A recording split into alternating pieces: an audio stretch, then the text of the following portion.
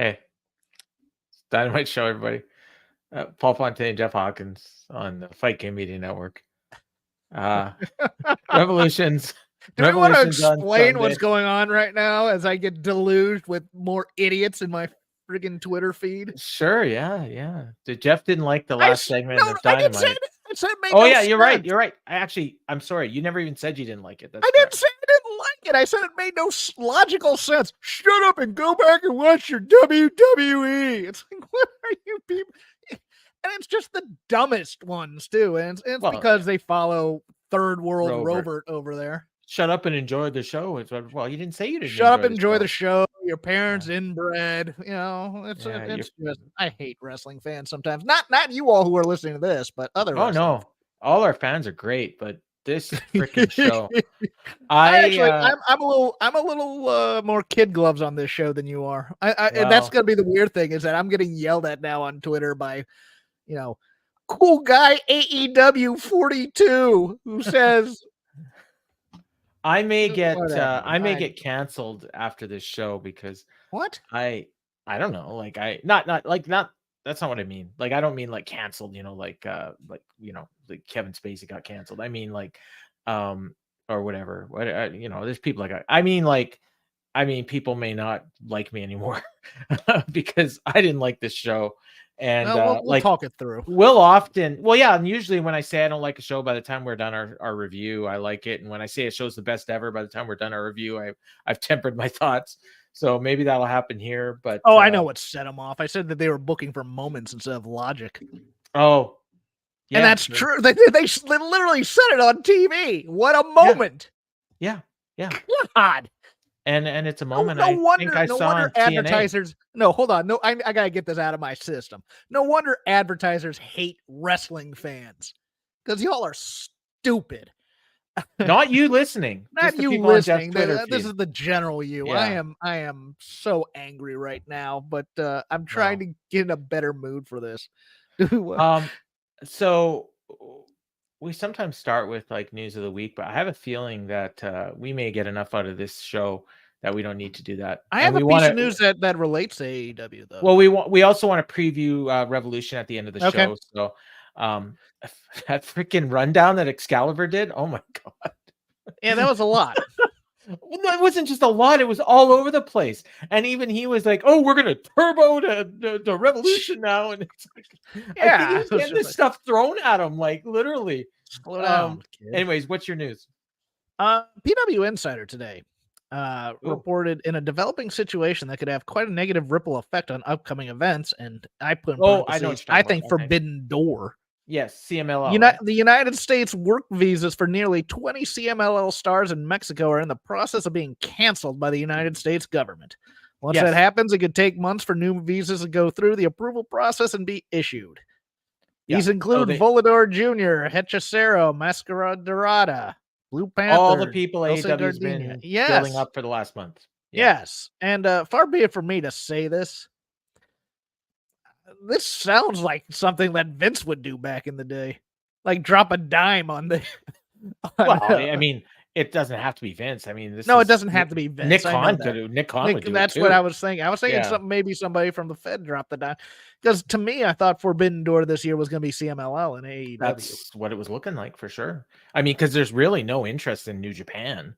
I mean, what are you going to do? David Finlay against Jay White? We got that's not a bad match for AEW, so it doesn't matter. No, well, that's the thing. Like Okada and Ospreay are their big draws, right? I mean, there's matches you could do. Like, don't get me wrong. I mean, Riddle against Ospreay, for instance, like stuff like that. But I don't know if they want to be booking Riddle after that interview today on Hell Why. Did you hear about that? Yeah, I read snippets of that. Oh my God, which is interesting. Somebody's blaming Conan. No, but Jason says it's CMLL incompetence. Yeah. Well, that's Cubs fan is solid on the Lucha stuff, so I would believe that. And honestly, I mean, this was bad. Yeah. Never attribute to Never attribute to Occam's razor. Never attribute to deviousness what you can attribute to stupidity. Yeah, that kind of thing. Yeah. So yeah, so that I mean, yeah, that's I mean that could be Speaking huge. Of stupid, my Twitter feed continues to. And Tony, he's got all his eggs in the CMLL basket, and he may have to find some new eggs. Yeah, this could be an interesting, especially since it looks like he's bumping it up for for Arthur Ashe. Is that's they're gonna what be it's doing gonna it in be. Arthur Ashe, right? In like August or whatever. No, like June. June? Okay. Yeah, well, Yeah, June, yeah. summer. Yeah, and then like moving it off of TV onto pay-per-view, right? I Like guess Arthur so. Ashe. Well, Forbidden Door is a pay-per-view. So yeah. Oh, and also they're supposedly they're adding another pay-per-view in April. Something to do with Dynasty. Of course. Whatever. And they moved the Winnipeg April 10th show Saw that one to May 1st. So I assume my guess is that April pay-per-view is going to be that week, and that's the reason why they didn't want to do a show in Winnipeg the week of their pay-per-view. Would be my guess. And I thought the Winnipeg show would probably revolve around Kenny coming back in some way if he could. Well, it could be that too, and that gives him another 3 weeks. So yeah, it's possible. I mean, he was on what did he host some video game stream, and he looked pretty good. Looks like he's dropped like 30 pounds, but he looks healthy and looks good. Looks like Regal's kid's brother. Remind me, did he have the surgery or did they just decide to wait on it? I don't know. I thought that he was waiting for the surgery, and then and then so I mean, if he's still waiting for the surgery, then I mean he could make an appearance in Winnipeg for sure, and I'm sure he will, but I don't think he's going to be wrestling. Mm-hmm. Jericho, I'm sure, is going to do something. He's probably going to freaking pull some guy he wrestled in IWA in 1992 and wrestle him in the main event at Dynamite on the go home for a pay-per-view. We'll get to that. Yeah. So, and then another thing. Okay, and this will kick into our show review. So last week when we last spoke, yes, we heard from Kevin Ely, who was at ringside, and Hangman was, he was hurt. His ankle was hurt. He was cussing up a storm. Cameras, don't film me. And so all the people that do shows like us, within an hour or two after the Dynamite's over, all reported this injury. And then it came out that Hangman, he's just quote unquote really good at his job, and was faking an injury off camera that played into nothing. Except, okay, go ahead. Except Tony Khan on Monday or Tuesday says, based off of the rumors of an injury to Hangman Page this week, Hangman Page will address his status for Revolution on Wednesday's Dynamite. So that's what we are left with, right? That's what he advertised. Right. Let me backtrack you a little bit there too, because people jumped all down Sean Ross Sapp's throat, and even Dave's about this. Apparently, there might have been something going on where Hangman might not have been able to make the pay-per-view, so they needed an out. Something personal. And I'm just like, guys, if they're doing an angle to do that, fine, but that doesn't. Sean Ross Sapp just said, "I've been told this." He didn't get. Brian everybody was like, "He's wrong." It's like, guys, he's getting secondhand information about the thing, and he's just saying, "This is what I've been told." And we all thought he might have been injured too, because we saw it was just an unusual spot. And I'll get into this when we talk about the mat, or when we talk about the first segment here. But continue. So they advertise this for tonight's show, and so Tony Khan in storyline, yes, I guess, right, because it's on Twitter, so that's canon. In storyline, he books a segment to kick off AEW Dynamite, where Hangman Page is going to come out and address his status. Right. So he comes out. They show highlights of last week, and they show the stuff that we didn't even see. So, even though he was, because I don't think the stuff they showed was stuff that made camera, or if it did, it was very quick. But I don't think. Right. I think you're correct on that. Yeah. So he's got a crutch. He's limping, and he's very somber. Yes. And almost babyface-ish, in his promo. Very. And and he says, I gotta find my notes here. I feel like an idiot for typing all this up, but Crowd's chanting cowboy shit at him, and Yep. he says, "Doesn't look like a promising start to my speech.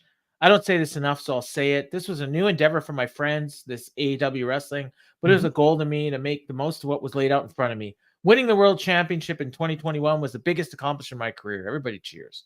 "That's why it hurts so much to have this opportunity in front of me again and have this." And dude's almost crying. And he says, "When AEW decided that the World Championship would be decided a three-way match, I said it was horse shit." They bleeped that out. "And I meant it. I said it should be a singles match, but it looks like I had the wrong two competitors. I'm going to apologize to Swerve or Joe, but I tell you the truth. I'm always honest with you. This Sunday at Revolution, I will not be able to compete." His exact words. Okay. Spoiler alert, he's lying. Yes. But he flat out said, "I will not be able to compete." Later on, Joe comes out and he says, "I don't know what's going on with you. I don't know if you're going to be here or not." Like, so Joe knew he was lying? Did Tony Khan know he was lying? Did Tony Khan know whether or not he was cleared? He knew the guys verify. He knew the guys in the Meat Madness match were not competed, so he had to change that. But he gives Hangman a segment to kick off the show to address his injury status. So Tony Khan knew that Hangman was faking it and was just trying to swerve. Am I right? He basically, okay. This is what you're getting mad about, because I would think there'd be something else that would be bugging you right now. There's more, but I'll circle back to that when I get that. Okay, well, okay. Well, should I go into Swerve, or do you want to answer that question? No, I want to kind of answer both questions and go into this, because the thing that doesn't make sense that you're looking for here is, why did he fake the injury in the match? Yes, in storyline. Now, I mean in the actual match, in the 6-man last week. We know why he did it why he did it. For kayfabe, for the angle purposes. So the whole reason he faked this whole thing and set off the internet on a blaze so he could come out the next week and hit Swerve with a crutch. That makes no sense. Yeah, that's it. Like, that's all he did. Like, this guy drank blood. But this segment itself, yeah, he goes in and goes, "I need to make an announcement, Tony. Can I get some time tonight?" Sure. So he faked out Tony. Tony thought he was going to pull out a match. Okay. Now, there was an out here where during Swerve's speech, I thought, okay, maybe if I'm playing along, Hangman really is hurt. Okay. He's not going to wrestle on Sunday, but he got so pissed off with something that Swerve said that he snapped. And I'll get into it. And if they would have done that, I would have been okay with this. But Swerve comes out. He's out with a mic and he says, "This last 6 months," and he's smiling at him. Crowd's chanting Swerve's house. He goes, "Man, we've been to war. I've tried to kill you. You tried to kill me. Might have crossed the line a couple times, but I didn't expect this to happen. I targeted you because of what you accomplished, and to say I didn't respect that would be a lie." Says, "The funny thing about fate is you can't escape it and you can't stop destiny. My destiny awaits me this Sunday at Revolution as I go on to become AEW World Champion." At this point, him and Hangman and Swerve are face to face. They look like they're about to hug. Crowd's chanting "hug it out," I think, at one point. Cue Joe's music. He comes in, he goes, "Destiny? You guys talking about destiny? What do we have here? Two bigger enemies trying to hug it out, huh?" He says, "A lot of lies being told here, so let me correct them and tell this audience a few truths. I'm the real man around here, first off. Secondly, even though I don't understand whether you're in or not, Hangman, or should I call you hop along?" That's a good line. I like that. Yeah, line. Sure. I hear you being called two young, hungry competitors, but that's ridiculous. You're hungry, accomplished wrestlers. What you need to realize, you're only hungry because of me, and I'm starving you both. I'm Samoa Joe. I'm the AEW World Champion. And whether it's one or both of you come Revolution, I'm going to whip both your asses. So, like, Joe, I guess he doesn't believe Hangman. You shouldn't have to believe him. I mean, he's a wrestler. I mean, Joe is basically a smart heel here. Yeah, and Swerve's a dumb babyface. A little bit, but so Swerve grabs the mic. He says, "I'm someone who went from unemployed to headlining pay-per-views. Someone who went from being a cruiserweight to wrestling for the heavyweight title."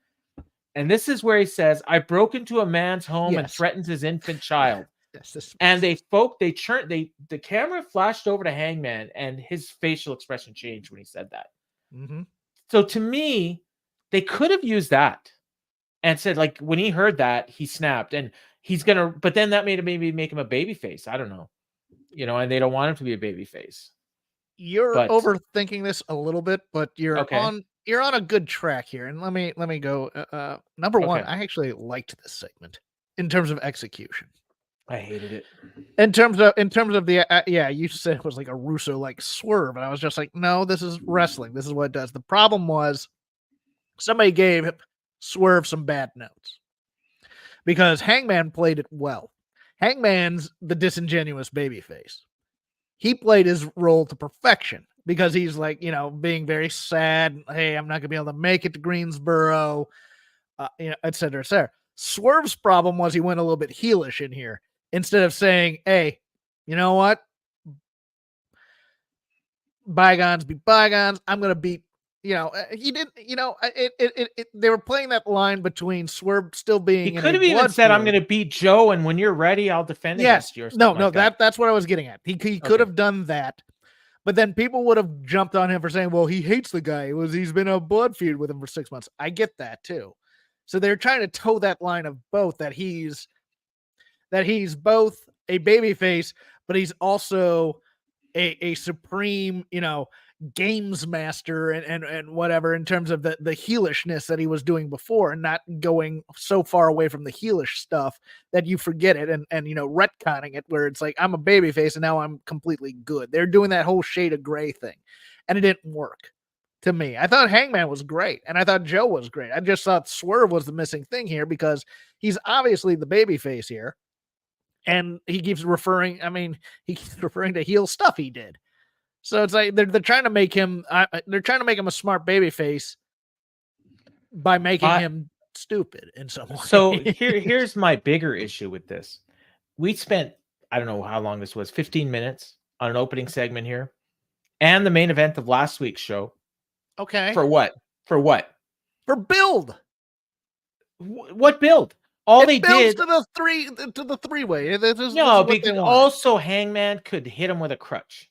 Yes, That's it. That's all he did. He didn't lay him out. He didn't bloody him. These guys knocked him out. He knocked him out cold, even though he came to. I didn't like him coming to necessarily, but now you have an excuse where he was knocked loopy, and if he loses, it's because he wasn't at 100%. Between that weird 6-man match at the end of last week's show and this segment here, I'm less interested in this match than I was 2 weeks ago. I don't disagree necessarily, but I this is pro That's wrestling. What I'm saying. This should have happened. This should have happened maybe 3 weeks ago or so.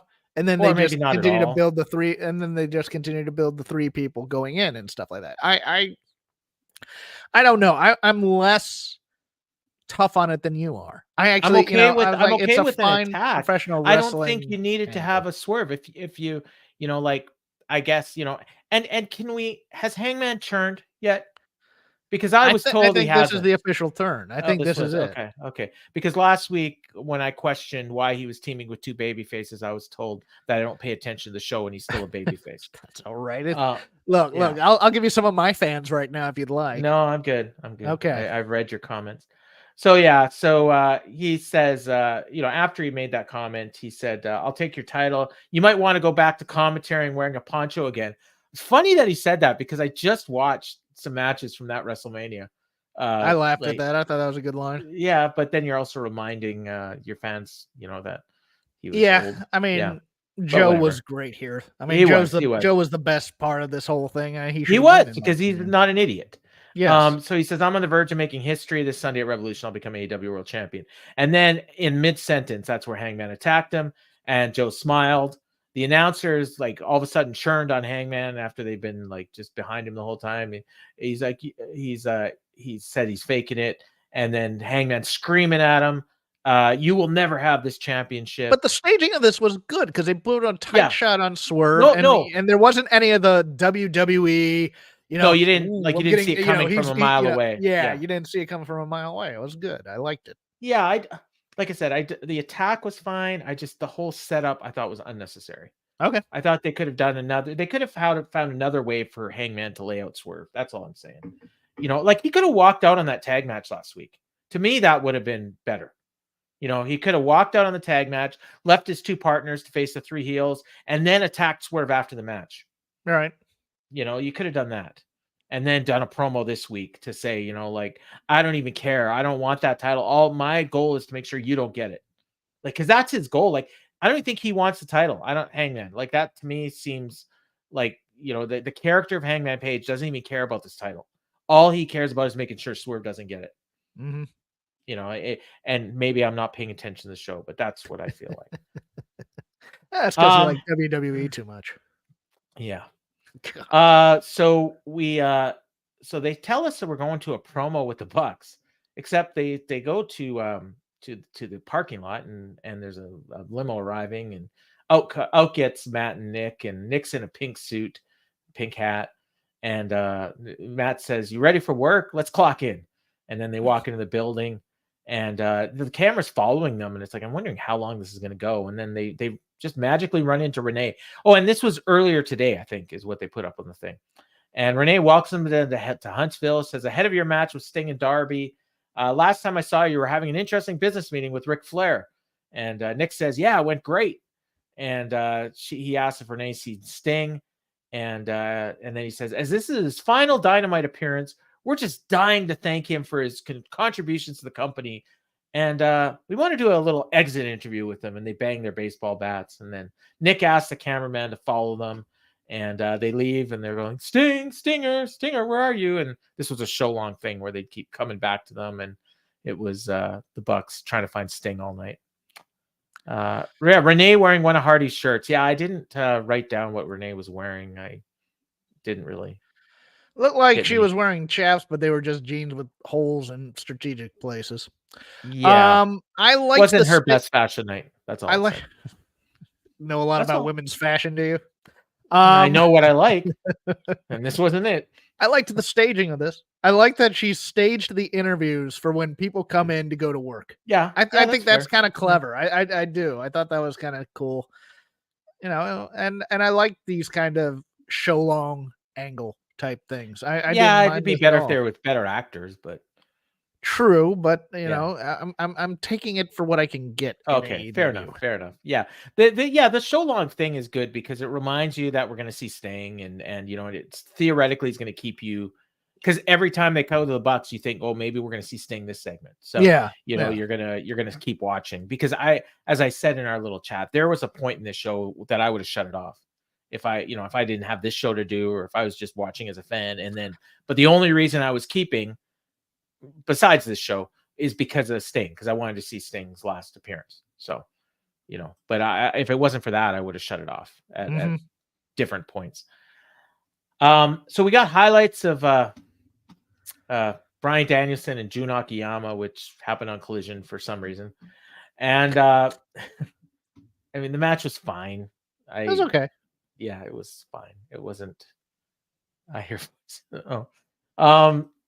Yeah, so we got Blackpool Combat Club. I guess this was set up on that match. Again, they probably explained it too, because I skipped through the highlights since I'd seen the match. But it was John Moxley, Claudio, Castagnoli, and Bryan Danielson against FTR and Eddie Kingston.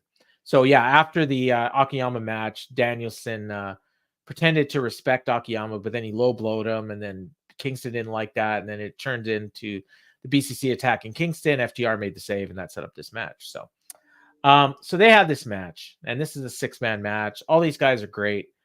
But I don't know. I didn't like this match very much.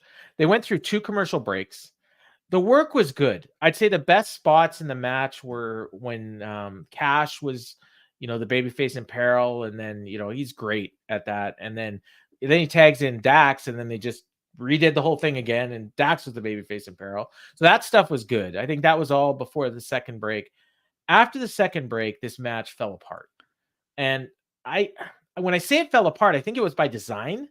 But what happened was Claudio gets Kingston, and he does the swing, right?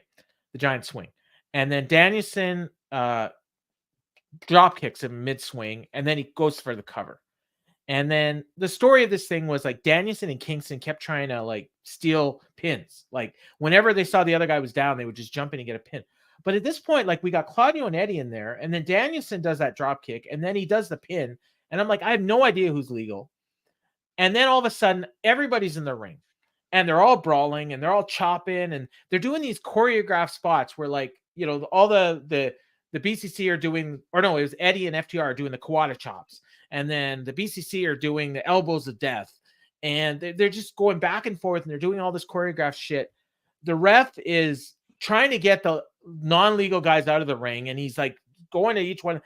Nobody has any idea who's legal. And this went on for, I'm not exaggerating, at least 5 minutes, where all 6 guys were in the ring doing shit, and the ref was just there, and he might as well have just thrown up his hands. Twan Mack asks, is this a no DQ match? I have no idea. I don't think it was. No. So eventually we had a spot, and I will also say this, the crowd was hot at the beginning. They were going nuts for these guys. By the end of this match, this crowd was deathly quiet. Like they got no idea what's going on. Like nobody does. And so I'm trying to get to the end here. Danielson. Okay, so they did the spot where everyone's hitting their moves. And then finally, Danielson does a Busaku knee, and then he hits a Saito suplex on Eddie, does another Busaku knee. Then he says, I'm going to kick his effing head in. And then he kicks the crap out of him, puts on the triangle, does a Nate Diaz pose, and the ref stops the match. Eddie passes out, and that's that. So, you know, the BCC wins, and they run off through the crowd, and I didn't like it. I don't know. I will say I gave the thing 4 stars. Like, you know, like the work was good. None of it made any sense. It doesn't make sense in the world of this is a go home show for a pay-per-view. So you'd think that. Oh yeah. They're like, and I'm reminded because like I have Ole Anderson brain right now.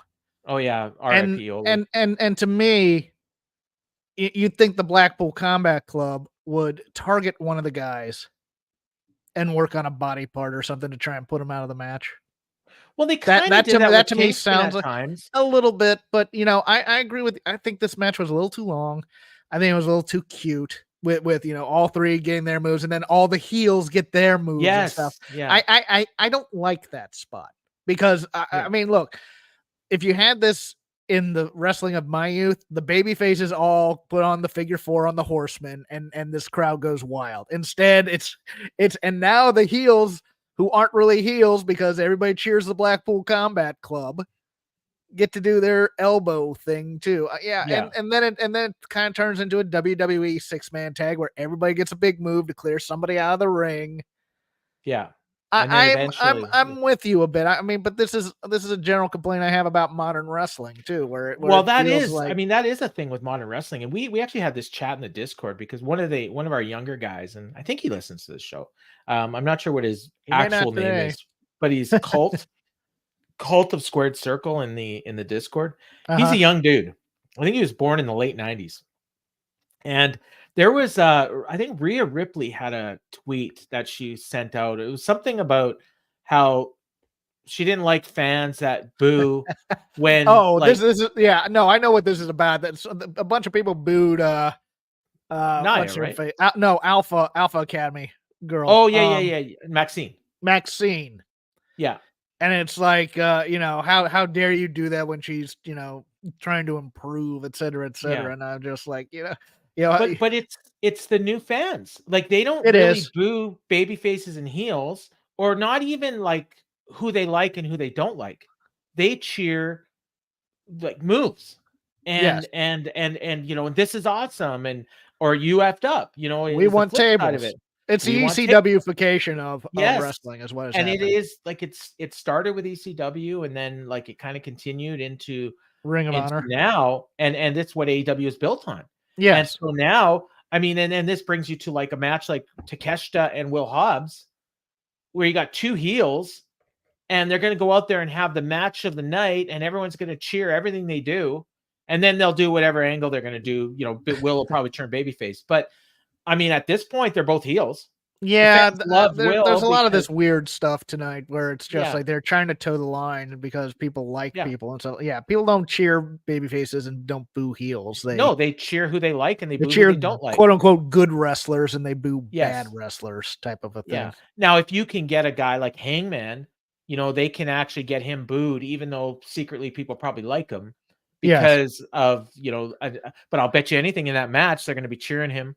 People play the part of the crowd. That's what they're doing. They're not the crowd. But Hangman's going to hit that buckshot on Swerve, and people are going to cheer, like at some point, and then maybe Joe break it up unless he cheats beforehand, hits it, and then everybody starts to boo because he's going to try and maybe he does the low blow and then he hits it. Yeah, they might boo, but I mean they'll cheer when like when people hit their moves, like they cheer because that's what they do. But anyways, so this was. I don't know.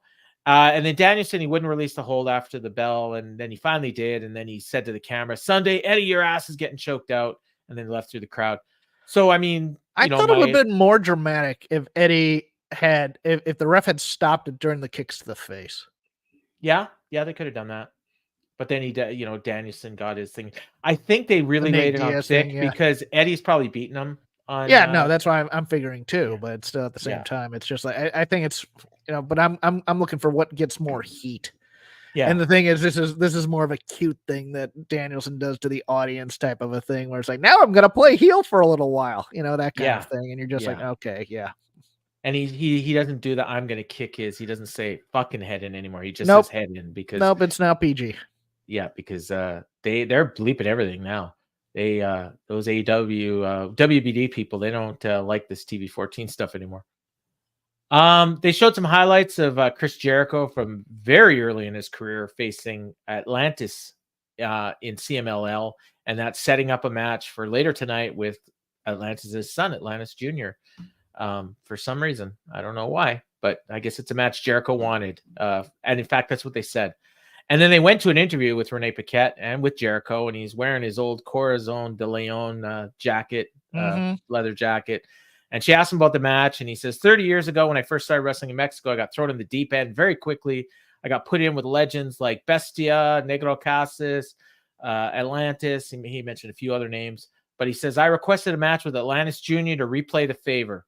He says, I'm going to show you a few things you've never seen before, a lesson in violence. I'm going to show you what Chris Jericho can do, what Corazon de Leon can do. And then he said about 30 seconds of Spanish, which they didn't translate. And then he smiled. And there was an Ocho in there. I'm sure there was. This interview made no sense to me. No, I'm going to be honest with you, because it's one of those things where it's like, and it missed a moment for me. Because I thought, because Chris Jericho was in full on podcaster mode, I would call it, one of that fake thing. Yeah. He could have given an honest thing about, what, back in the day when I was in Mexico, this guy took me. Why is he threatening a friend's kid with violence?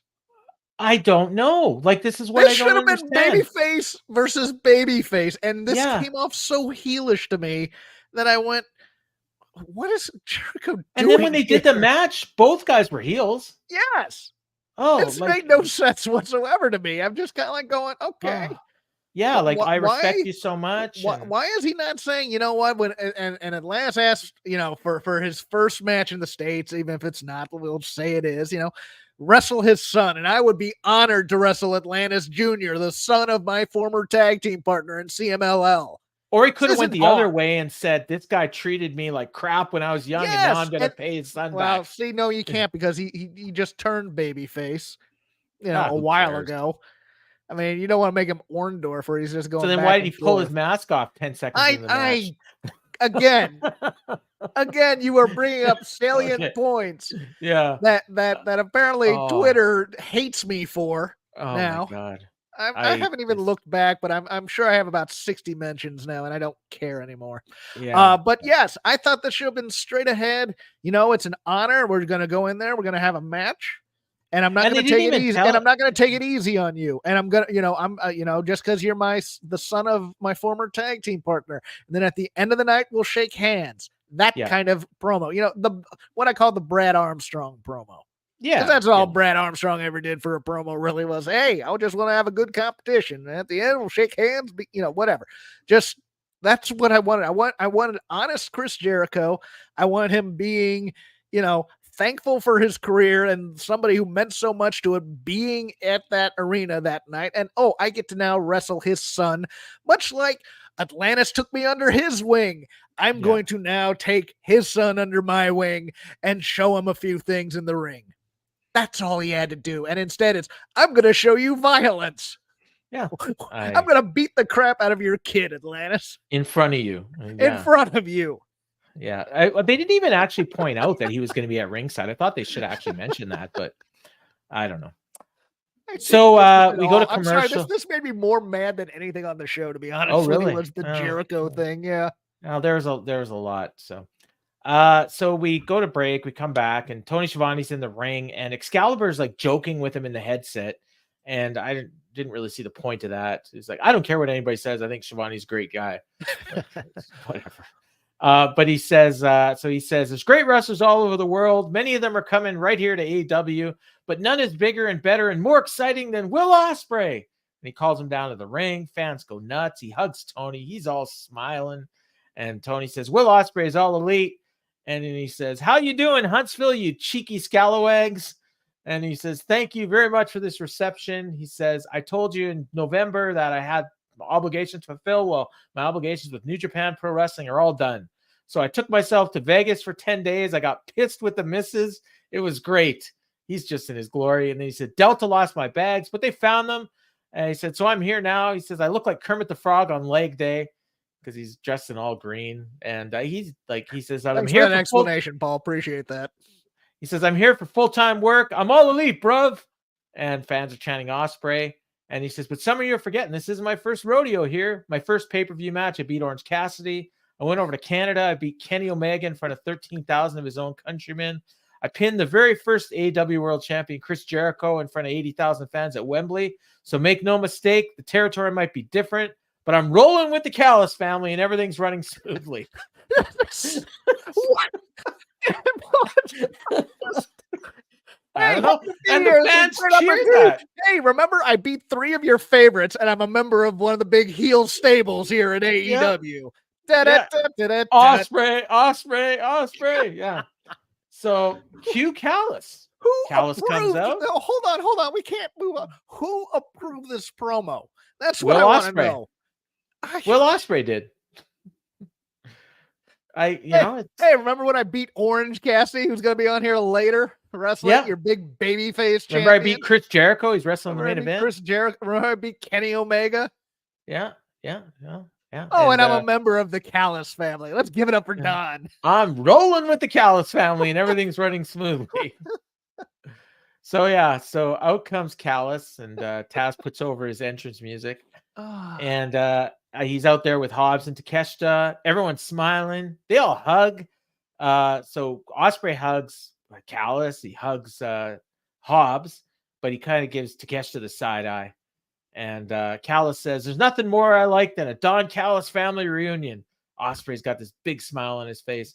When I think about the talent, I think about Fletcher, Hobbs, Takeshita, and Will Ospreay, an embarrassment of riches. You talk about all these, what we accomplished together. And you said, Don, how are we going to top that? He says, I put you in the ring with Jericho. You beat him on the biggest night of your life. We're going to top that by having a match of the year, Will. And the fans are chanting, you suck. And he says, we're going to top that by having a match of the decade. And in order to do that, I need the 2 best rope-to-rope wrestlers in the world, the Alpha, Konosuke Takeshita, and Will, by God, Ospreay. And he said, this is just like when Michael Jordan and Scottie Pippen would go hard in practices, but then they'd come together and they'd win championships. So it doesn't matter which of you wins. The real winner will be the Don Callis family. And Will's just, yeah! And he shakes hands. And I got to remember, a key point is they didn't charge money to see Scottie Pippen and Michael Jordan practice. But although someone pointed out on Twitter, if they did, they probably would have made a lot. Well, Pippen and Jordan didn't really like each other either. That's true. One of those things. Well, I'm not sure these guys like each other either. I meant in real life. Yeah, I think in real life they probably do. There's more, but yeah. I know, but if they're turning Will, why don't we just turn him here? I don't know. Why doesn't Will just say, "Hey, great to see the family back. Kyle's having a visa issue, so Is he that can't why he's come not in." there? Yeah. How many champions do they have that can't wrestle? Well, yeah. Where's Sammy? I don't know. No. That's what Will should be asking. Oh, yeah. Yeah, where's Sammy? He was here last time. Yeah, he was part of this family last time. Boom. Instant Yeah. question. Callis has to explain himself. Can't. They just beat each other up. And so we get this stare down, and it's a goofy stare down because Will's like, "Oh, you're so much taller than I am." Oh. Or he could have done like, as soon as he said that I did this for you, and then Will's like, "Hold on a second, bro. I beat Chris Jericho, not you." Yeah, I mean, I liked the babyface part of this Will thing, but at the same time, then it took a turn, and you're just like, all right, cool. But you know what? But hey, shut up and enjoy the program. Well, that's it. Like, because I don't think anybody cares. He's going to go out there. He's going to have a match of the night. Dave Meltzer's going to give it 6 stars. Yes. The family's going to turn on him after the match. Will's going to come out next week on Dynamite, say bruv 15 times, and everyone's happy. And then they'll set up his next program with Kazuchika Okada probably. Yes. Yeah. So they just stared at each other, and then Ospreay extends a hand. Takeshita shook his hand, and then Will tries to walk away, but Takeshita pulls him back. And then Takeshita does the same thing, and then Will pulls him back, and Callis is smiling. This is great. He says, "You're both the best." And the crowd's chanting for Ospreay, and Callis is trying to get them to chant Takeshita at the same time. That was funny. Yes, I like that too. Yeah, but it was so this weird. Should be your main event heel stable. I'm sorry. It's just still one of those things that gnaws at me, even though the Undisputed Kingdom ain't doing all that much either right now. So yeah. I don't know. Did you see that Will Hobbs Sammy match on Rampage? Yes. What'd you think of it? I hated it. I didn't mind it. I was just going, we are a week away from a pay-per-view. Well, this is and was it Collision at Rampage? Or am I wrong? Rampage. It was Rampage. Okay, well, I watched it. Oh, wait a minute. No, you're right. It was Collision. It was Collision, and I'm going, you're killing yourself for this many fans when this should be a pay-per-view type of thing. Well, not just that. So they did a spot near the end of the match where Sammy puts Hobbs on some tables, and Hobbs lays, and he lays there, and he lays there, and Sammy takes forever to set up this giant freaking ladder. Mm-hmm. Finally gets to the top of this ladder, does his dive 20 feet in the air, puts Hobbs through this table, right? So Hobbs was so hurt that he had to lie there for 5 minutes waiting for this thing. Within 30 seconds, they're both up and fighting in the ring. And go home. Less than 2 minutes later, Hobbs put him through a table and won the match. Yeah. So that move was so devastating. Yeah, the logic. Paul, we are in the indie realm of major companies now, where like I would have liked them to have sold that. But I don't know. Look, I'm all about selling. Nobody sells anymore. You know that. I know. So we go to the back, and it's Renee with Eddie Kingston, and she asks him about Danielson, but before he can say anything, the Bucks show up, and then they start talking, and Renee's like, "We're live, guys." And then Nick looks at Eddie, and he's like, "Why can't you just show up for work in proper clothes?" And he says, "Like, am I gonna have to fine you?" And then Matt tells him, "You're gonna need to work on your presentation. You should be wearing a sports coat." And then he looks at him and says, "Should we implement a dress code and here?" Tim's, that's the part I laughed at too. Yeah. Taz is like really like hoping that they don't do a dress code. Yeah. And then they leave, and they're like, Stinger, where are you? And Eddie just shakes his head and walks off. And I keep not the best use of Eddie for me, because Eddie's a talker, so I want to hear him talk. I want to hear him respond. Okay, so this brings me to two things I wanted to say. Although this gets heat, so Eddie Kingston won Best Promo in the Wrestling Observer Awards, and here Dave Meltzer pointed out that like all he ever does in his promos is whine about how he doesn't get enough promo time. Yes, and Danielson actually pointed that out in his promo on, I think it was Collision. Yeah, it was Collision. Now he had the perfect deconstruction of an Eddie. Oh Kingston my God. promo. I was just like, preach it, Danielson, preach it. that was one award I kind of questioned. I actually voted for Will Ospreay, believe it or not, bruv. I just love that dude. All right. Next up, we got an open challenge for the AEW International Championship. It's an open challenge. Hold on, did the Bucks segment? Did this end? Oh no, this ended with Eddie staring. I was thinking we had already done the next one. Okay, go ahead. Go ahead. Sorry, we get more Bucks later. Yeah. So we get the open challenge, and it's an open challenge, even though they've already announced the opponent and they'd advertised it earlier in the show. I don't really understand. I don't think they understand what an open challenge is.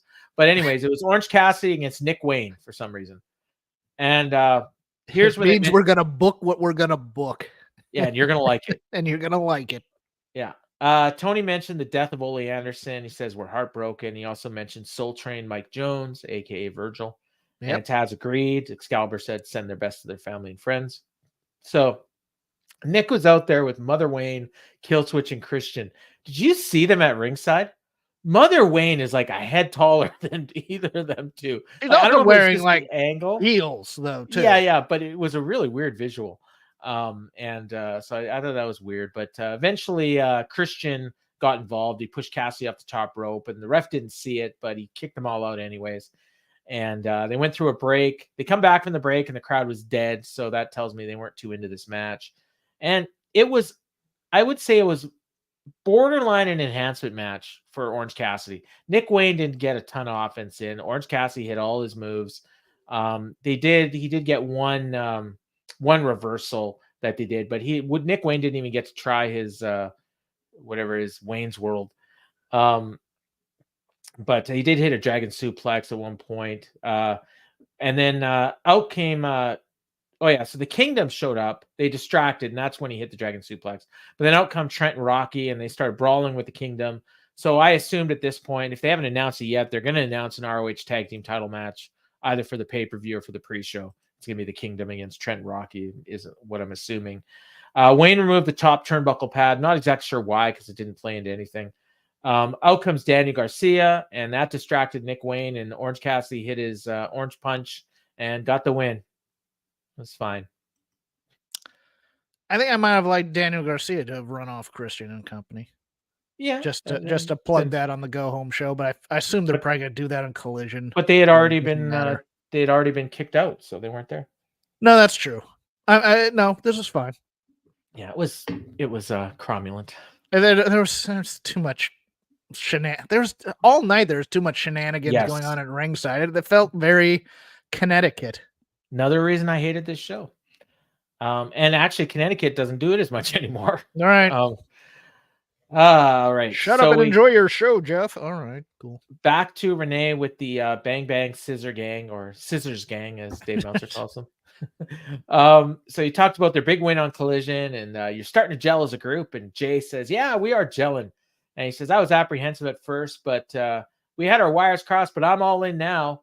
And then Billy, they asked Billy, and he says, "Max, what was going on with your rap?" And Max is like, "Did anyone notice?" Max screwed up his rap, something fierce. Yes. Yes. And I think they're trying to make us think it was on purpose now, because Max was making faces in the background afterwards. So I think this may be leading to a heel turn by the Acclaim, but I'm not positive. Austin says we should have Austin and the Acclaimed wrestle on the Collision now. And then Bowens is like, no. Let's do the Acclaimed and Austin Gunn. And everyone's like, yeah, that's great. So it's the second straight time Austin Gunn has suggested something, and then someone else suggests the exact same thing, and everyone agrees with the second person. I'm not exactly sure what the point of that is either, but and then Jay White says everyone loves the Acclaim, bang bang, and Austin is like doing the gun symbol to the camera the whole time, and he doesn't do the bang bang. So that was weird. I think I'm reading too much into this. I don't think they have any idea where any of this is going. I think everybody just wants the turn already. Yeah. And I don't even know who's going to turn on who. My fans, and you're just like, it's not, this isn't the comedy gold that they think it is.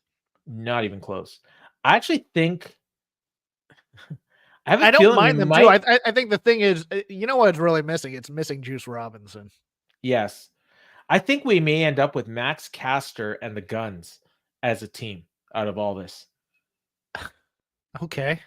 Yeah. I don't know why, but I feel it feels like Max Caster's churning, and I don't think Anthony Bowens is going to churn. So I also just don't think Jay White makes a very good babyface in this role because everything he says seems disingenuous right now. He should do the reverse promo of what Swerve did. I went from headlining a pay-per-view to homeless, doing scissoring with the Bang Bang Scissor Gang in backstage segments. Booker of the Year, Tony Khan. Oh no, he didn't get Booker of the Year this year. He got second. No, he did not. Or promoter. He should have got Promoter of the Year. He really should have. But I don't care. Yeah, I know. About the Observer Awards. I really don't. Speaking of don't care, we got Kris Statlander and Skye Blue. This was the rubber match for them because I guess they've each won one match that they've had in the past. I could have sworn they've wrestled like 50 times, but it feels that way, doesn't twice. It? Yeah, it does. Kris was out with Willow and Stoke, and that would play into stuff. And so they, you know what, they had a match. The match was actually, I thought, not bad. Like I'm the same way. I was not offended by this match. No, I got into it with people last week. Everyone was complaining about that Deonna match, saying it was like the worst match in Dynamite history and all this stuff. And it's like, I mean, it was. I thought it was. I mean, I've seen worse matches on Dynamite. Yeah, it wasn't great, but I mean, it was fine. It was, there was a botch spot at the end, but I was just, but no, I mean, man, that match sucked. You're an idiot. Oh, whatever, fine. This match, I'm sure we're gonna hear this was bad too, but it wasn't. It had a horrible finish, but other than that, it was fine. Horrible finish and horrible synergy, but continue. Oh my god. So, well, I'm not even gonna bother with the match. I mean, whatever. Okay. Julia Hart was at ringside as well, and so they did a stare off on the outside, but then Willow got in the way. Skye gave Statlander a drop to hold onto the steps. They go back in the ring. Skye hit a Canadian Destroyer, which I don't think we've ever seen, even though it's pretty much the same thing as a Code Blue. Rolled her up for 2. Skye went to the second rope, but Statlander recovered, flipped her off the ropes. Statlander hit a DVD, but Blue kicked out, and Statlander does that WWE shocked face, and so she's in the corner. And she's like all shocked that she didn't get the win. And Stokely's got a chain. And he's like, come on, take the chain. The ref's staring right at them while this is going on. But she doesn't want to take the chain. And then the ref gets, I think it was Aubrey. I keep saying she, but I don't know if it was it doesn't matter. The ref is Aubrey. It was Aubrey. Okay. So the ref is arguing with Stokely about the chain. And while that's going on, Julia Hart runs into the ring, nails Statlander with her TBS belt, and then Skye hit the Code Blue and got the win. And then Stokely is on the outside, and he's got the boo-boo face on. And Willow had the same face as Stokely, even though the announcers were trying to tell us that Willow and Stokely were arguing. But they weren't arguing. Like, not that I saw, unless there was stuff that wasn't on camera. No, I've been saying all along that I think Willow and Stokely are turning on Statlander, and I'm more convinced of this now. Like, I think Willow was in on this, and she wanted her to use that chain, and she didn't. And someone's turning on someone, which would be a mistake because people want to cheer Willow. Totally, but Skye Blue hit a Code Blue from the top rope at an indie show this week. Really? Yeah. Wow. Yeah. Good for her. The thing that drove me nuts though was Tony Khan congratulating Skye Blue on the win using the TurboTax move of the week or whatever synergy they're doing. I'm like, yeah, we're now celebrating the fact that someone cheated to win. Yeah, I just went. When they used to do this for squash matches and stuff, at least the heel was facing a preliminary guy and hit his move, and that was the move of the week. Instead, we get the move of the week after Julia Hart knocks her silly, which was included in the move of the week. Yes, it wasn't just the Code Blue. TurboTax wants you to cheat. Yeah. Well, there's something to that. There you go. There's a message there. TurboTax is telling you. Yes. Cheat to win on your taxes. Cheat to win on your taxes. Yeah. That's a good one. You know what? You might have clicked into some subliminal messaging there. And when the IRS brings you in for the audit, you go, well, that pro wrestling show. So this set up what for the pay-per-view? Nothing. Okay, just making sure of that. Unless it's unless they're going to do like Julia Hart versus Statlander on the pre-show, the 3-hour pre-show or whatever. So Statlander loses to Skye Blue to set up, and she gets a title match out of that. Probably, I don't. How does that affect the rankings? Are the rankings dead already? Are the rankings dead? I think they might be. We haven't heard. I think 2 weeks we haven't heard about the rankings. No, it's been. I think it's actually yeah. Because they alluded to they haven't shown any of them, but they alluded to them like 2 weeks ago, and then they. Well, the last time we got them was when the Bucks had that fake graphic that said they were the number one contenders. Yes. Yeah, and that was that. I think that's the last time they mentioned the rankings. Yeah, because I mean, you might be right. Statlander may get a title shot out of this, or Willow maybe. So here's where we went back to the Bucks, and they're looking for Sting. They finally found his locker room. These freaking EVPs are dumb. They don't even know where their guys dress, but they finally found the locker room, and then Nick's about to go in, and Matt says, hold on a second. Remember, you saw that promo last week. He's out of his mind, and he's crazy. And he says, if there's one thing for sure, nothing's for sure, so we got to be ready here. And then Nick's like, yeah, okay, we're ready. So they go in, and there's a bunch of black bats hanging, and there's a mirror there, and they stare at the mirror for a godly long time, and that's it. This whole thing was to lead to them finding a room full of baseball bats. For a member Barry saying on Sting's last promo from Nitro. Yeah. So, which is fine. I don't mind that part. It's a callback. I really don't mind that part of the callback. Except, how many people do you think knew that? Everybody who's no, trust me, everybody knew that because everybody's online and everybody knows things. I didn't know that. Oh, I knew it looked familiar. I didn't watch the last Nitro because I'd already tuned out by then. Well, I watched what they showed on Raw. You know. Shane in the ring. Yeah. I don't even know if they were even airing Nitro anymore in Canada by that point. Okay. I certainly wasn't watching live. Yeah. But so when I mentioned bats hanging from the ceiling, and I said they were black bats, I should also mention they were baseball bats hanging, even though like I think the symbolism is that they're bats. Yes. You know, it's clever wordplay. Way to explain the joke. Yeah. I don't think it was supposed to be a joke. I don't either. I think it was supposed to be brooding and the Bucks were supposed to be worried. Actually, I think it was just supposed to be a reference to the last Nitro. That's it. Yeah. Well. So we got our in-ring main event of the go-home show for Revolution. Yes. Chris Jericho and Atlantis Jr. We've already talked about this match. Can we just move on? Well, yeah. I liked the match overall. I did. It was just they kept changing who was babyface and heel throughout the match. They were okay. So I mean, I wrote down a bunch of stuff, but Jericho tried to tear off the mask, and then Atlantis, seconds into the match, and then Atlantis tried to choke out Jericho with the towel. Yep, he sure did. Less than 2 minutes into the match, Tony Schiavone says, and I quote, this is a direct quote, and I'm not sure who he was talking about. He's executing some very, very good moves very, very well. I swear to God, that's what he said. Why we pay you the $1 million a year? Yeah, that's right up there with what a maneuver. I wrote down 3 different points in this write-up of all these moves. What is the point of this match? So the whole idea was Jericho wanted this match from the second that they announced the CMLL partnership, right? They told us that over and over again. Why is it happening tonight? Why did this match have to? I'm assuming it's the only week they could get him in or something, but maybe they could have done it on Rampage or Collision. Can I say something? Or not? Possibly because as a favor to Jericho because he's not on the pay-per-view. He is on the pay-per-view. They announced him. Yeah. Doing what? Yep. We'll get to that. We'll get to it. Oh God, is he part of that gauntlet match? He's part of the formerly known as Meat Madness. Oh God. Yeah. Then I have no idea. Yeah. Other than it's near the southern border.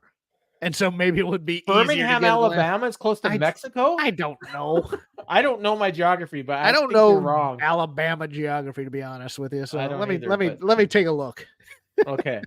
So Birmingham to Mexico. Oh, they actually, during this match, they promised that they were going to show on Countdown. They're going to show New Japan footage of Sting. So that's kind of cool. Just looking to see if there's anything interesting. There's at one point there was a very light "This is awesome" chant. I wrote down that those people were lying. Jericho, do you see the one spot where he did the 10 punches in the corner and he threw like punches that Hulk Hogan would have told him to lay off?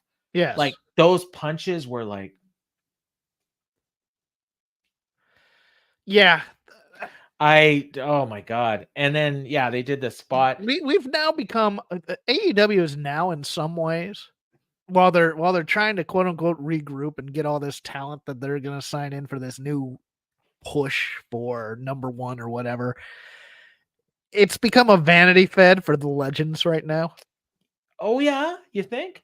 I know. I'm just saying. Edge, Edge is going to put over all the young guys by beating them. Danielson is going to wrestle all his Japanese heroes. Right. Jericho's wrestling Atlantis Jr. on the go home in the main event of the go home show for a pay-per-view. The Clout Vampires come back. Yes. Just because, and then Tony's just going to sign every free agent that WWE doesn't want. Yeah. That's not fair. He outbid them. That line was not fair. Strike it, delete it. Garrett, if you're listening, delete it. Okay. He outbid WWE for Okada and Ospreay and Sasha and everyone else. Yes. Yeah. He has money to burn, and they're gonna burn it for him. The only, it's actually the other way. The only people WWE gets is the guys Tony doesn't want. He went for the Judas Effect. Junior reversed it, and he did something called a La Antina, I think, or something like that. Atlantis was going nuts at ringside. Jericho countered out, put on the walls of Jericho. And Atlantis Jr. tries to make the ropes. Oh no, I gotta do this. So Jericho puts it into the Lion Tamer. Before he's even got this move in, Atlantis throws in the towel. And the Excalibur puts over. Oh my God, there's no way Atlantis Jr. would have given up. So he had to save his son and blah blah blah. This was like a second. Like he was in this move. I guess they got the go home call. Like I'm assuming this match was long. It was boring. It was pointless. And the ending was dumb. You said you liked it. Like is a strong term. Okay. I was not offended by it up until the end, where he has him in a airplane spinning backbreaker move. And all of a sudden, Jericho can reverse it into the walls of Jericho. Yeah. Yeah. What a great champion. And why does Jericho need this win? That's the other thing. I mean, we're not going to do build up for me crap with these CMLL guys, are we? Because we still have a AAA relationship to think about. Well, and CMLL, who can't send any guys in now. Yeah. We're putting all these guys on TV just for them to next time they go to Mexico, they won't be able to travel here. Remember like 3-4 months ago when we had all these matches with like El Hijo del Vikingo and Commander and Roosh and Penta and Ray Phoenix and all these guys that they were building up and they're doing all these great moves. You know why I haven't seen any of those guys? Because the CMLL. Because we got to see Hechicero and Soberano Jr. and Atlantis Jr. No, we're gonna put all the AAA guys now on Ring of Honor. No, because it can't be the same show, and Ring of Honor is taped on the same thing as Collision. All right. So yeah, like these guys are all getting paid to sit at home, which I'm sure they like. But we're in the Nitro era again in so many ways. Remember the C2? No. The Cruiserweight class or the Continental Classic? Continental Classic, yes. Classic? Yes. If I'm to be believed, I think Eddie Kingston won, so he got over. Daniel Garcia is the one that got one win, and that's all he talks about.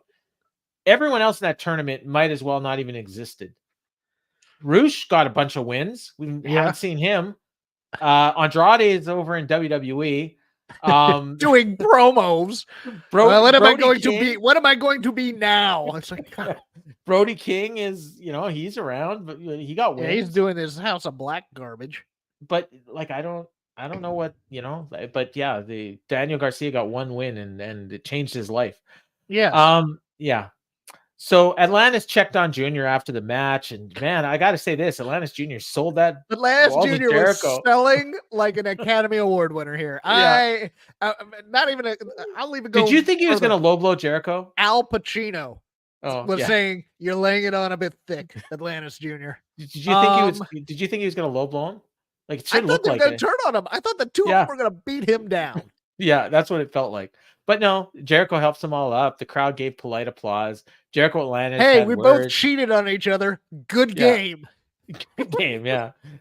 This goes on forever. Oh, and I didn't point this out at the beginning.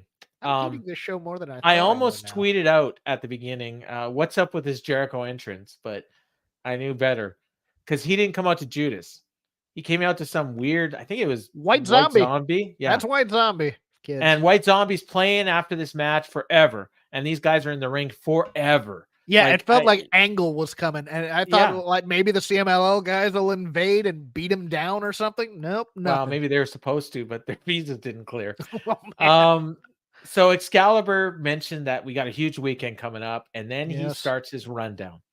So the former Meat Madness is now a scramble, some sort of superstar scramble, I think they called it. It's a 9-man thing. I wrote down the Jericho, Powerhouse Hobbs, Lance Archer, Wardlow. So, okay. So I think they're going to do a gauntlet match.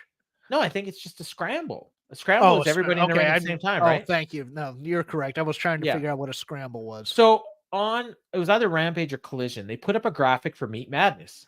Yes. And it was Wardlow, it was Hobbs. Lance Archer, and it was Hobbs. Yeah. And that was it. So everyone who assumed it was a battle royal, like as we did, then they saw that graphic and they said, oh, it's just a triple threat. But then Tony Khan says, due to multiple injuries to competitors in the Meat Madness, we're putting that on ice and we're going to have a superstar scramble instead. And then the 3 people that he's advertised for Meat Madness are in the superstar scramble. So I don't know what the hell's going on. There must have been some people that were going to be in the match and now are like a surprise. But who's a surprise? That's a big guy, Jeff Cobb. Or they were just going to announce things. But I mean, what difference does it make? They didn't announce anything. So why didn't they just, I guess because some of these guys aren't meaty, like, because out of the names, I mean, the only one, well, Jericho and Hook are the 2. So why don't you just take them out? Just do Hobbs, Archer, Wardlow, Cage, and find some more guys and just keep Meat Madness. I figured it out. What's that? Cheeseburger wasn't available. Oh, yeah. Well, then they're going to have a qualifying match on Collision to get the last spot in this thing. And it's Penta and Dante Martin. So that's fun. So he's doing his rundown. So he mentions the 9-man scramble, which is on Revolution. Then he says on Rampage, we're going to get Magnus and Matt Sydal. Okay. And then on Collision, we're going to have Penta El Zero Miedo and Dante Martin for the last spot in the Superstar Scramble at Revolution. Back to Revolution, we're going to have Will Ospreay and Takeshita and FTR against John Moxley and Claudio Castagnoli. But first on Rampage, we're going to get Rugdio against Claudio Castagnoli. Who's Rugdio? I don't know. You tell me. Then we're back to Revolution. Eddie Kingston and Danielson for the Continental Crown, and Tony Storm and Deonna Purrazzo for the AEW World Women's Championship.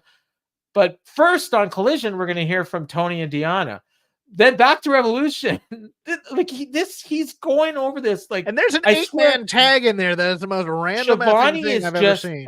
We'll get to it. So I swear, Tony Khan must have just been throwing this stuff at him while he was talking. Who is Magnus? Because all I think of Magnus is Nick Aldis from TNA. No, Magnus, it's Magnus, and he's a CMLL wrestler.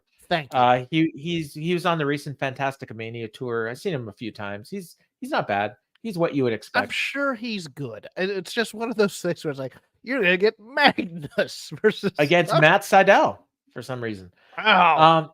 Revolution, back to Revolution, Orange Cassidy and Roderick Strong for the international title, the TNT title, Christian Cage and Danny Garcia. But back to Collision, we're going to get Orange Cassidy, Trent, Hook and Daniel Garcia against Brian Cage, Killswitch, Roderick Strong, and Christian Cage. So 2 Cages on the same team. And I assume Killswitch will probably be added to that scrap. He might have even been in the scramble. I don't know. And then back to Revolution, triple threat match, Hangman Page, the liar Hangman Page, as they've now christened him, against Samoa Joe and Swerve Strickland, and Darby and Strong against the Jacksons. I think we're not allowed to call them the Young Bucks anymore. I think they're Matthew and Nicholas Jackson, AW EVPs. That's fine. That is the card, and we'll just give our quick predictions once we're done this rundown. But so Excalibur's finished that rundown, and he went through it way faster than I just did. And they introduced the Bucks, and the Bucks come down, and they're all in their glory, and they found some fans at ringside in Sting masks, and they start taunting them. And it turns out Darby's one of them, and he attacks them, but he quickly gets his ass kicked.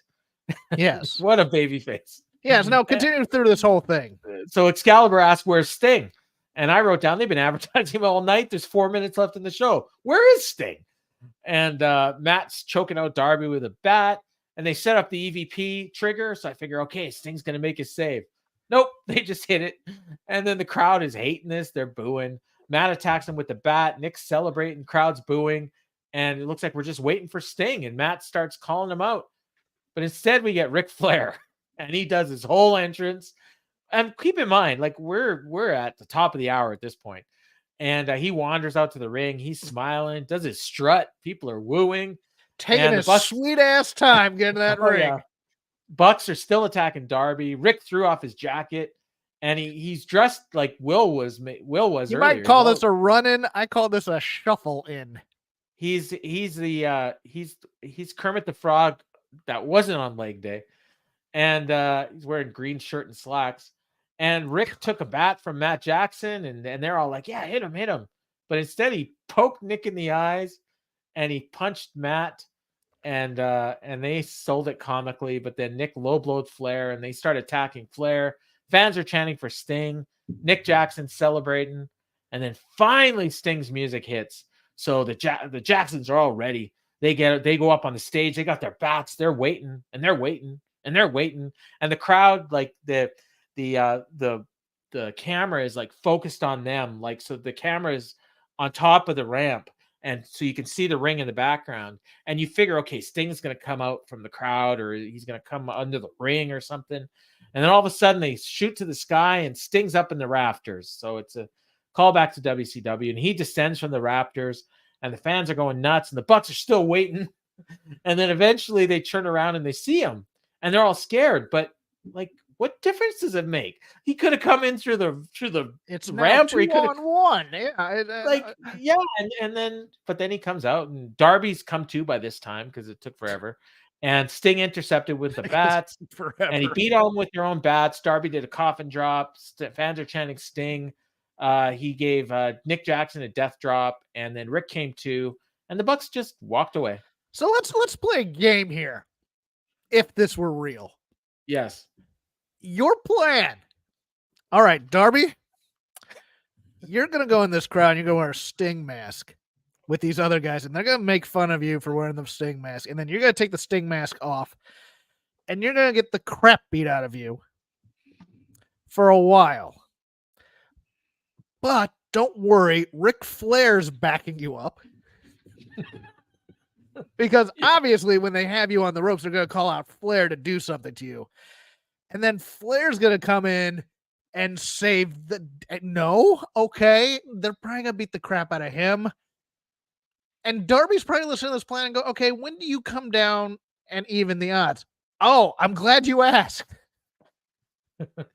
After they're walking away from beating your ass and beating Ric Flair's ass, then I will come down from the rafters to save the day. Yeah. What? This is where my problem was. I was just watching this, and my thought was, are they setting up Darby for a heel turn here? Because that's all I was thinking when they were stomping the crap out of Darby. And Sting's not there to help. Why are they couldn't Sting have sowing the propelled into seed? the middle during the attack? Exactly. Why do we have Ric Flair involved in this at all? Yes, because the Ric Flair spot should be in Greensboro. Yeah. And I still think Rick's probably going to turn on Sting in the match. Yes, he's going to, you know what he's going to do? He's going to, oh, you know, I saw the error of my ways, Bucks. Now I'm going to help you. He's going to fail. And then they're still going to hug at the end of that. Oh, Rick, you old scallywag. Scallywag. Yeah. I this made no sense. And the Bucks, like, I mean, they literally walked away on their own power. Like, they weren't even screamed at on Twitter by 15-year-old morons who tell me to enjoy the show. just watch your wrestling. It's not, you know what they've done is they've incepted the entire Vince McMahon thought process where it's not supposed to make sense, combined with the work rate of, you know, I'm just doing this for my spreadsheet so that I can vote in the top 10 at the end of the year with a bunch of other people.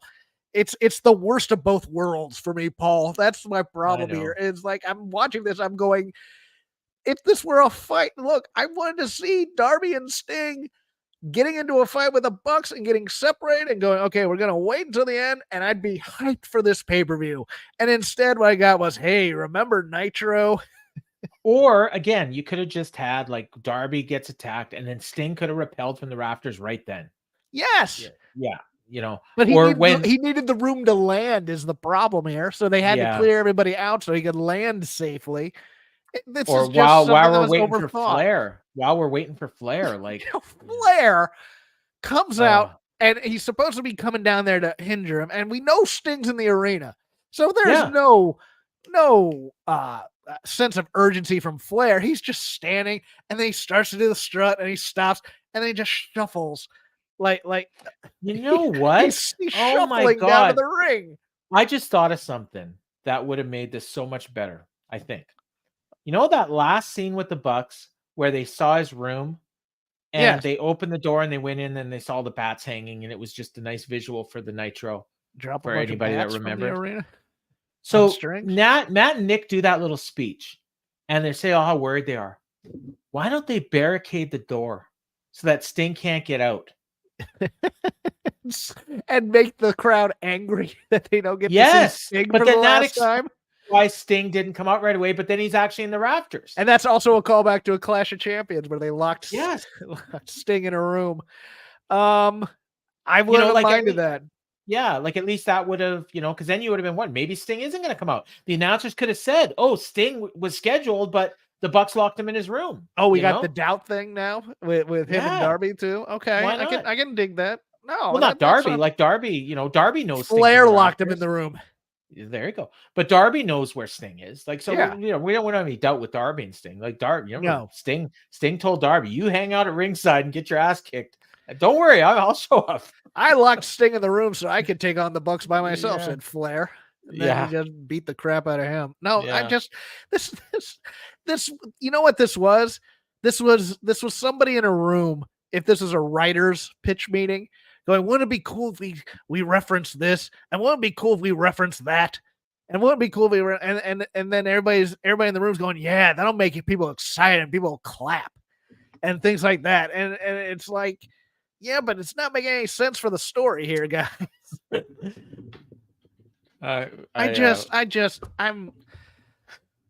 don't mind the member berries. I don't. It's just you gotta put a little bit of thought into this, other than just we're referencing stuff to pop you. It's the worst kind of scripting. All right. Sorry. No, it's okay. Let's leave. We got 10 minutes. No. Let's run down this card. So I'm just gonna go off of Excalibur's rundown here and skip the Rampage and Collision stuff. So 9-man scramble. Do we even care? Hobbs wins. I would say Wardlow. Or Wardlow. Sure. No, you're right. It's Wardlow. So I'm okay. And the reason I was going to do this is I forgot Wardlow was in it. we have betting odds, and on the betting odds site, they have Meat Madness listed as a 3-way match. Okay. Wardlow, Powerhouse Hobbs, and Lance Archer. So the Wardlow is actually the favorite here at minus 2,000, 20-1. So, but now that it's a 9-man scramble, who knows? Might be Jericho. I don't know. All right. Will Hobbs and Takeshita. Who do you got? You mean Will Ospreay and Takeshita? Yes, Will. Too many Wills. Will Ospreay and Takeshita. Who do you got? Ospreay. That's what I'd say as well. I've seen people say that Takeshita might win, and then because he may be going for the world title soon, and then Will Ospreay eventually is going to get the world title, and then they can go back to this match. But no, what's going to happen is Don Callis is going to try and interfere on behalf of Takeshita. Okay, and it's going to backfire. Yes. Will Ospreay is a 50-1 favorite, so he's most likely going to win. FTR against Moxley and Claudio, and I would think the winner of this is going to be in line for a tag team title match, but I've got FTR on this one. FTR isn't losing in Carolina. That's a good point. Blackpool Combat Club is actually the favorite, but it's almost a pick 'em. They're at -160 and FTR is at +120, so it's almost a pick 'em. I think that'd be bad business. I agree, and I think FTR is better served to challenge for the titles. I mean, they might be vacant after the main event, or if the Bucks win, then FTR Bucks. You can always go back to that. Eddie Kingston, Bryan Danielson for the Continental Crown. I got Eddie. Yeah, I think Bryan will split Eddie over. All right. That is almost a pick 'em as well. Eddie is -150. Danielson is +110. I think if you're betting Eddie Kingston at -150 is real good odds. So if you're a degenerate like me and want to bet on wrestling, throw some money on Eddie. Tony Storm and Deonna Purrazzo for the AEW World Title, Women's World Title. In what world is Deonna Purrazzo going to win this? There's no way. Too bad, but she's going back. She's going to Ring of Honor after this, I think. Yep. Set up Tony and Mercedes. Yep. Oh yeah. Speaking of which, hell of a build for Big Business, eh? Have they announced anything for that show? No, but it's 2 weeks after the pay-per-view, so they're fine. All right. I should also point out that you and Garrett are going to be doing a post show. Maybe after, if he's awake. If I'm awake. Oh yeah. This is all right. But yeah, so if you guys are both awake and if the show doesn't go 6 hours, yes. Garrett Gonzalez and Jeff Hawkins are going to do a post show on the YouTube channel on Sunday after Revolution. I would join, but it's a work night for me, and it's going to be like 1 a.m. by the time you guys finish recording, and that's just going to be 1 a.m. my time by the time we finish recording, probably. No, well, then that would be 3 a.m. my time, and then yes. I'm definitely out. Yes. All right. So yeah, I mentioned Tony's a 7-1 favorite. Orange Cassidy and Roderick Strong for the international title. Now, my gut says I would go with Orange Cassidy, but what do you say? God, that's a good question. I think Roddy needs it, but I don't think he wins it. He is a 6-1 favorite, believe it or not. Roddy? Yeah. Some chicanery with Wardlow or Adam Cole, and then they're going to start giving them the belts. I think Wardlow wins the scramble. I think Roddy wins the belt. I think, okay, yeah, they're going to establish them as a big heel group. Okay, yeah, I'll go with that. Yeah, and I think Wardlow is going to be getting a world title match because soon. The streak doesn't matter for Orange Cassidy anymore. Exactly. Yeah. Okay. No, I'm good with that. Let's go with Roddy. All right. TNT title. Christian and Daniel Garcia. I think Adam Copeland makes an appearance and accidentally spears Garcia. Christian retains. Yeah, and then eventually that leads to Edge and Christian tagging up. Possibly. Yeah. I think we're gonna get. My prediction is Edge and Christian against FTR for the tag belts at Double or Nothing. That sounds like a plan to me. Yeah. But Christian is a slight favorite. I mean, not slight. He's -260. Garcia is +180. I could see Garcia winning, honestly. Like and Edge could interfere and it could backfire, But but Copeland also a Carolina guy, so true. Yeah, that's right. And then what else we got? The world title match: Hangman, Joe, and Swerve. I think Joe retains. Yeah, Joe retains. Joe's a 12-1 favorite to retain. Swerve is +450. Hangman is 20-1. So no one expects him. I think Hangman eats the pin, and I mean there's a possibility. I hope they don't try to be too clever with this, but there's a possibility that he loses on purpose. So just so that Swerve doesn't win. That Swerve can't win. Yeah. I don't know if they would do that or how you would even do that. Boy, that would end the. Well, actually, that won't end the pay-per-view badly because that's not going to be the last match, so we're fine with that. True, yeah. And then what I assume is going to be the main event: Darby and Sting against Matthew and Nicholas Jackson, the Young Bucks. Now, believe it or not, I gotta find these odds to make sure I'm right. The Young Bucks are 7-1 favorites to win this. I can't see how you beat Sting. Like, so if you're betting on this, like, I would definitely throw money on Sting and Darby at 4-1 to win. But back when I've now watched 2 Sting retirement matches, TNA and WWE. The one with Seth, I thought was going to be the end. Oh yeah, right. He lost both of those, I believe. But neither of those were they sold as his retirement match. No, but everybody thought, well, the TNA one was. Yeah, but it's TNA. I think Sting is so old school, he'll want to put somebody over on the way out. And whatever he wants, Tony's going to grant him. Yes, I think Tony's going to beg him to have the nice moment, and I think Sting's going to say, no, that's not how you do it. And then you can get FTR against the Bucks coming out after the tag titles. Yeah. So you're going with the Bucks. I'm still going with Sting and Darby, and then they just vacate the belts. I won't mind it. Yeah. I will not mind it at all. I figure some WCW people will be there, like Luger, maybe Arn. Darby can pick a partner. He can go get AR Fox to be his partner or something. Yeah. Nick Wayne. Copeland. And then that's how he gets to Christian is that they turn on Darby. Yeah, there's a possibility. I think this is going to go down to the wire about who's going to go over, though. I think they're going to try to convince Sting not to, and then it's going to be Sting's call. I'm sure that when they do a documentary on this years from now, we went to the ring not even knowing who was going to win. That's what they're going to tell us. Boy, you know what? I was just thinking, okay, Darby and Sting win. Darby picks Copeland as a partner. Copeland then ends up taking Darby's belt and giving it to Christian. So Christian now has another belt that he didn't actually win. Oh man, that would be funny. That'd be good. Yeah. I'm still excited for this pay-per-view, even though this show had some issues. I am too, just because I know the matches are going to be good. And I'm looking forward to Sting's last match. And I'm doing a pre-show and a post-show for this thing. Oh, you are? So you're doing one on Voices of Wrestling? No, I'm with Mel on the on the Power Bombshells. Yeah. Oh, nice.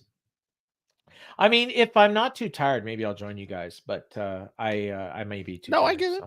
Yeah. It depends when the show ends, honestly. Like if it goes till midnight Eastern, then no, I'm out. But yeah, so that's the show, and we'll be back. So yeah, big business in Boston, 2 weeks. Hey, remember when they announced that thing and we were talking about it, and I made the big business in Bosstown joke? I did not realize that they had the name in the graphic. You, I think, might have mentioned it. I did. I didn't see it. I noticed it yesterday. Okay. Yeah, like the BOSSTON in the corner of the graphic. Like, it's kind of weird that they haven't announced anything for that show. They mentioned it once tonight on the thing. They're not doing as hard a sell as they could, and that shocks me. No, but I mean, they've sold 6,500 tickets, so I would think if they announce Mercedes, they might get 10, but I don't know. It's hard to say. Like, I mean, I think anything over 8 is a good crowd. For that. Them, yes. Yeah, and honestly, for not just for them. I mean, 8,000. Well, no, but I mean, if it was SmackDown, they'd instantly sell out, or they'd get close. Especially if they teased Mercedes or Sasha. Yeah. Yes. Yeah. So we'll see. That's 2 weeks. Next week will be the go home for that. I imagine we'll get the hard push next week for whatever's going to happen on that show. But that's that. So Jeff, plug away. For right now, I'm at Crap Game 13 on Elon Musk's X. We'll see if I don't delete the account by the end of the week. This week, I also do a show on Voices of Wrestling called Shake Them Ropes. This week, a lot to talk about. I'll be talking a lot about Ole Anderson. I'll be talking a lot about one Mike Jones, alum of the University of Virginia. Maybe even a little bit of Richard Lewis talk too. May he rest in peace. Ice cold thoughts on the Elimination Chamber. Preview of what's this called? Revolution. Yeah. And we'll see if Kris watched anything this week. So that'll come out sometime this week. I watched so much stuff this weekend. I have watched a lot of wrestling this week. From Thursday on, I watched ROH on Honor Club. I watched TNA No Surrender. I watched Rampage. I watched SmackDown. TNA Impact. I was doing a Sting deep dive, so I watched like Beach Blast. I watched 92 with. I watched Bianca and Sasha from WrestleMania a couple years ago. That was good. Yeah. Yeah, but I don't have anything else to plug other than this show. That's all I'm doing right now. So tune in next week. I'll be back, hopefully, if I don't get fired. So for Jeff, I've been Paul, and this has been the Dynamite Show. I'll do better next week.